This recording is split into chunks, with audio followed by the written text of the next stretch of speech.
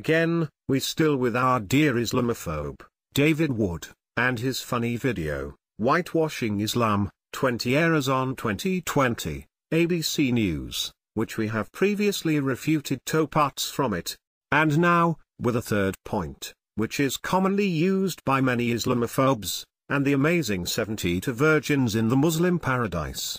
Let's see what David Wood tried to convince his brainwashed viewers. Is there anything in the Quran that promises 72 virgins for a holy martyr? I don't see any evidence in the Quran for the pledge of 72 virgins. This notion of 72 virgins actually comes from a mistranslation, with the real translation being 72 raisins.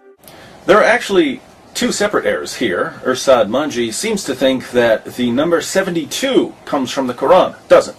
Comes from the Quran. Doesn't. It is still amazing that David Wood hasn't treated his low ear and weak eyes yet, as she didn't expect or think, but it was the question of the speaker himself, who asked her about the Quran and the 72 virgins, and not her imagination. Is there anything in the Quran that promises 72 virgins for a holy martyr? That comes from the Hadith. That comes from the Hadith. That comes from the Hadith.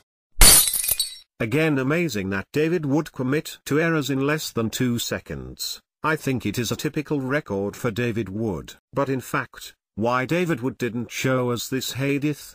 Simply because it is not hadith or anything, but it is just a fabrication. Let's see now, a commentary on such point of the number 72 virgins, from an agnostic Jew scholar, Leslie Hazelton, on one of her speeches. And that number 72 never appears. There are no 72 virgins in the Quran. That idea only came into being 300 years later, and most Islamic scholars see it as the equivalent of people with wings sitting on clouds and strumming harps. Then she tells us the Quran doesn't say Muslims will get virgins in paradise, it says they'll get raisins. So the Houris of the Quran are raisins, not virgins. This is a mangled edition of an argument by Christoph Luxemburg. It is really unbelievable that David Wood broke his previous record with a new 3 errors in 3 seconds, as it is really the noble Quran, never mentioned the word virgins, and it is really a false translation, for the closet translation for the Arabic word Houris is fair ones, as it was explained in many Quranic dictionaries and lexicons. As in, for instance, that little matter of virgins and paradise. Old-fashioned Orientalism comes into play here. The word used 4 times is Houris, rendered as dark-eyed maidens with swelling breasts, or as fair, high-bosomed virgins. Yet all there is in the original Arabic is that one word, Houris. Not a swelling breast or high bosom in sight. Now, this may be a way of saying pure beings, like in angels, or it may be like the Greek kos or koi, an eternal youth. But the truth is, nobody really knows, and that's the point. The main problem with Irsad Manji's claim is what the Quran says about these Houris. The Quran says Muslims will marry the Houris. The Quran says Muslims will marry the Houris.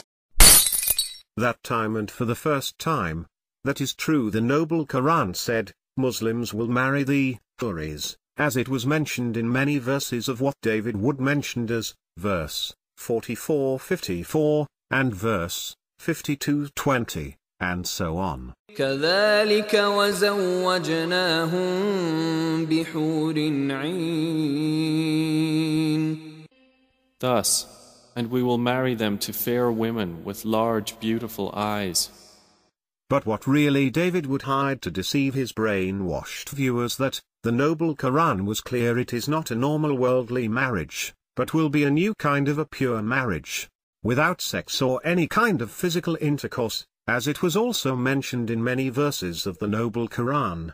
والذين آمنوا وعملوا الصالحات سندخلهم جنات سندخلهم جنات تجري من تحتها الأنهار خالدين فيها أبدا لهم فيها أزواج مطهرة وندخلهم ظلا ظليلا.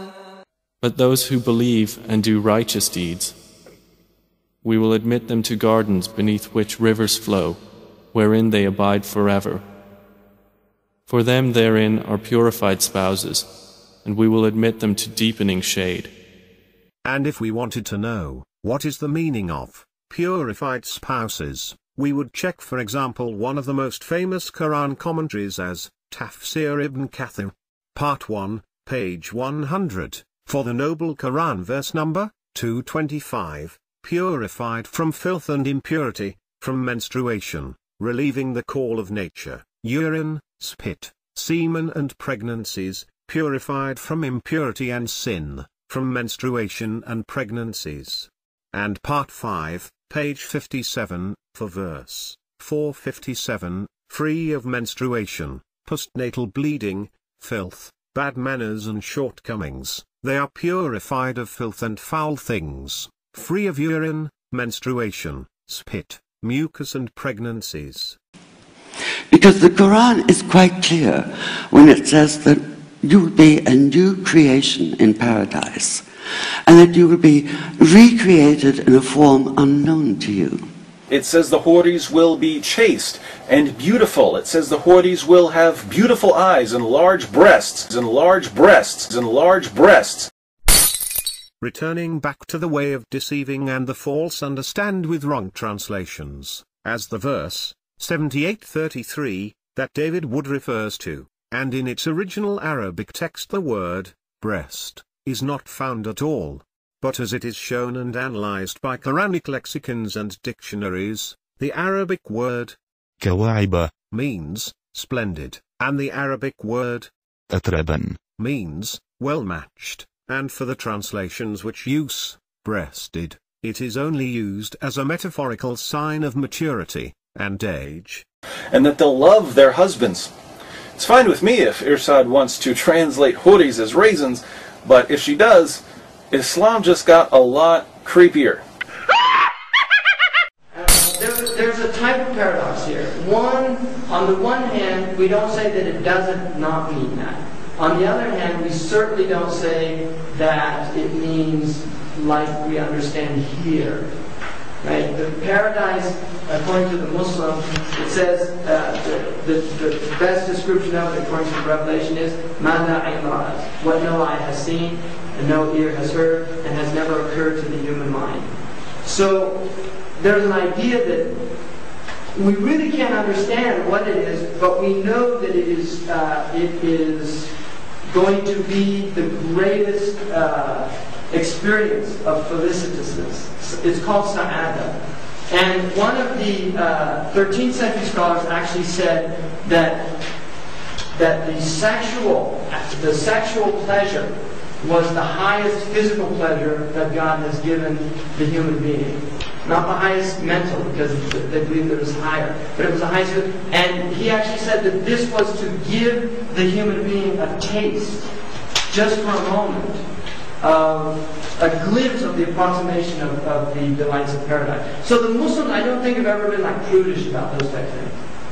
You know, I mean, the Prophet was not a sensualist by any means, and people that say that it's a gross disservice to his character, because he was not, and he could certainly have been, and I don't think even had he been, he would not have been vaulted by his people, but he was not. His wives were elderly women; they were widows and orphans, with the exception of one. But why really David Wood, as a Christian apologist, is angry from the fabricated idea of 72 virgins in paradise? Maybe because his Bible, on the words of Jesus, told him that he will have only 10 virgins and not 72, as it was mentioned in the Gospel of Matthew chapter 25. At that time the kingdom of heaven will be like 10 virgins who took their lamps and went out to meet the bridegroom. 5 of them were foolish, and 5 were wise. The foolish ones took their lamps, but did not take any oil with them. The wise, however, took oil in jars along with their lamps.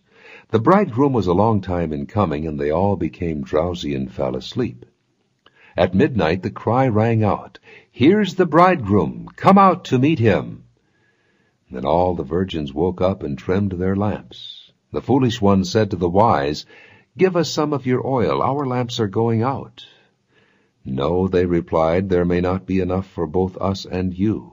Instead, go to those who sell oil and buy some for yourselves." But while they were on their way to buy the oil, the bridegroom arrived. The virgins who were ready went in with him to the wedding banquet, and the door was shut. Later the others also came. "Sir, sir," they said, "open the door for us." But he replied, "I tell you the truth, I don't know you. Therefore keep watch, because you do not know the day or the hour."